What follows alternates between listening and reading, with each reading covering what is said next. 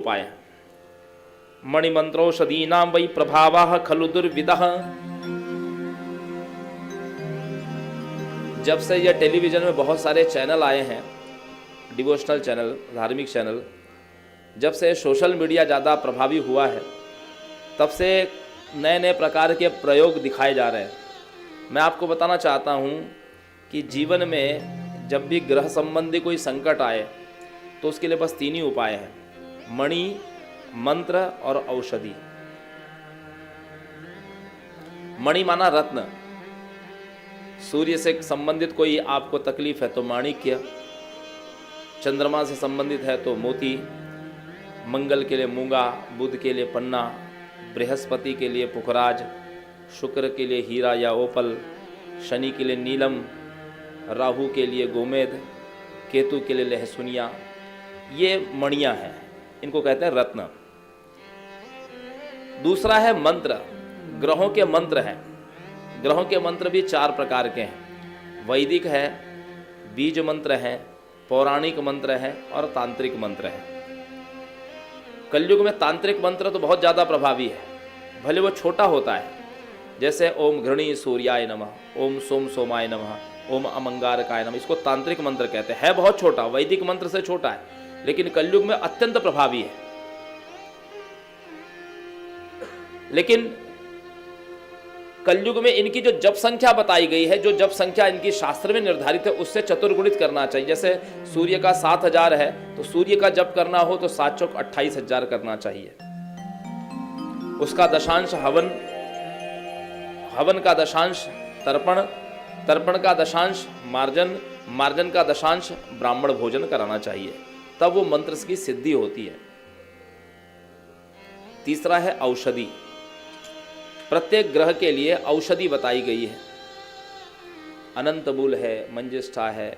जैसे आप हवन में भी आहुति जब देते हैं तो समिधा होती है। जैसे सूर्य के लिए मदार है, चंद्रमा के लिए पलाश है, मंगल के लिए खदिर है, खैर, बुध के लिए अपामार्ग है, चिचड़ा जिसको बोलते हैं, बृहस्पति के लिए पीपल है, शुक्र के लिए गूलर है, उदुम्बर जिसको कहते हैं, शनि के लिए खेजड़ी है जिसको आप शमी कहते हैं, राहु के लिए दुर्वा है, केतु के लिए कुश है। ये उनकी वनस्पतियां हैं जिससे आप हवन करके, आहुति दे करके अपने ग्रहों को ठीक कर सकते हैं।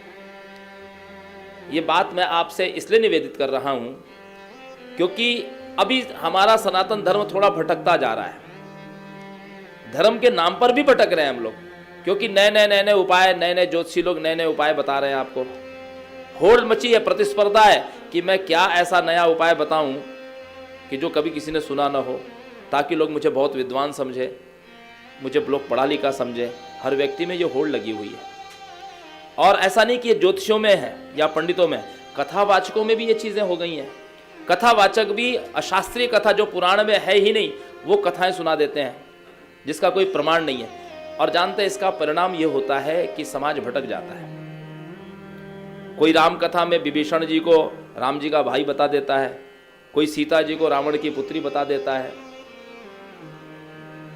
ऐसे अशास्त्रीय कथा भी सुना करके लोग समाज को भ्रमित कर रहे हैं।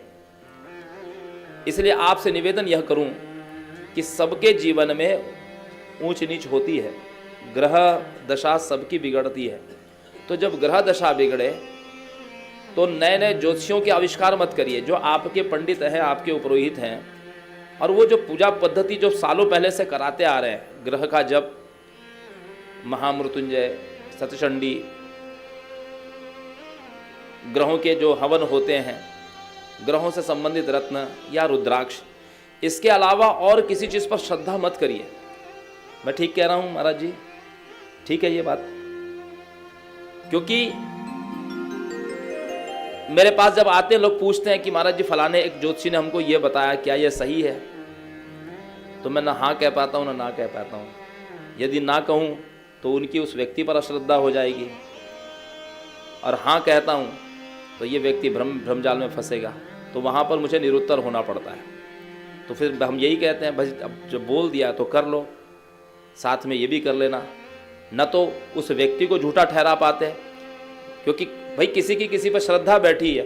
अभी प्रदीप मिश्रा जी ने बहुत सारे ऐसे उपाय बताए। मैं सच कहूँ, मैं उनके प्रति दोनों भाव रखता हूँ। श्रद्धा इसलिए रखता हूँ प्रदीप मिश्रा जी के प्रति कि उन्होंने शिव भक्ति का प्रचार किया, इसलिए मैं उनको बार बार नमन करूँगा। कम से कम उनके द्वारा सनातन धर्म में शिव भक्ति का प्रचार तो हुआ। और थोड़ी श्रद्धा कम इसलिए भी है क्योंकि कुछ ऐसे भी उपाय उन्होंने बताए कि जो विष्णु पुराण में है ही नहीं। बहुत सारे ऐसे उपाय हैं जो शिव पुराण में है ही नहीं, मनगढ़ंत भी उपाय उन्होंने बता दिए। तो ऐसे प्रश्न मेरे पास बहुत आए, बहुत लोगों ने किया, महाराज जी उन्होंने ऐसा बोला, ये करना चाहिए। तो वहां पर फिर अब यदि आप उनकी बुराई करेंगे तो भाई एक सनातनी दूसरे सनातनी की, एक कथा व्यास दूसरे कथा व्यास की आलोचना करे, ये भी तो अच्छी बात नहीं है। तो मैंने केवल आपको जो तर्क दिया, सारी बातों को छोड़ दीजिए, कौन अच्छा है कौन बुरा है, कौन सही कर रहा है कौन गलत कर रहा है, इस फेर में आप मत पड़िए। आप भी किसी की बुराई मत करिए, लेकिन इतना जरूर ध्यान रखिए कि मणि, मंत्र और औषधि, हमारे यहाँ ये 3 उपाय हैं, इससे संबंधित ही उपाय करिए।